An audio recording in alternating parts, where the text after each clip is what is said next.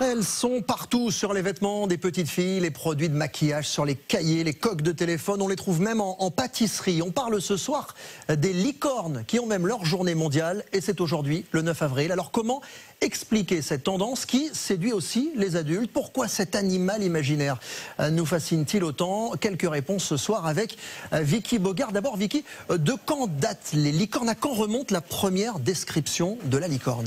Tout est parti d'un malentendu dès l'Antiquité. Un médecin grec au 5e siècle avant Jésus-Christ raconte qu'en Inde, où il n'est jamais allé, il y a des animaux avec une corne au milieu du front. Mais ce sont sûrement des rhinocéros que des voyageurs lui ont décrits.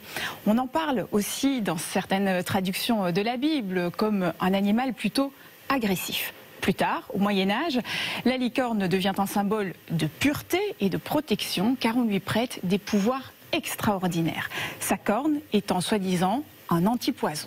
Et pour capturer cet animal farouche, il fallait l'attirer avec une jeune femme vierge comme appât.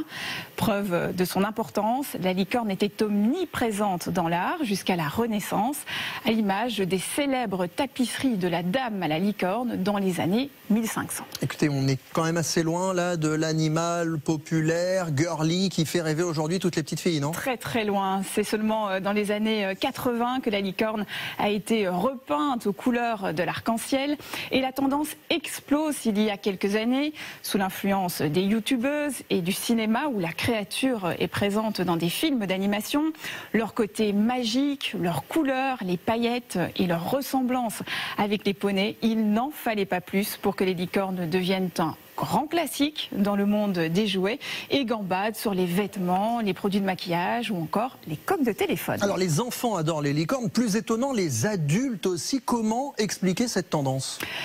Alors, selon des psychologues, la licorne représente parfaitement nos envies d'évasion du monde réel. Elle nous rappelle la magie et la douceur de l'enfance, d'où le succès commercial.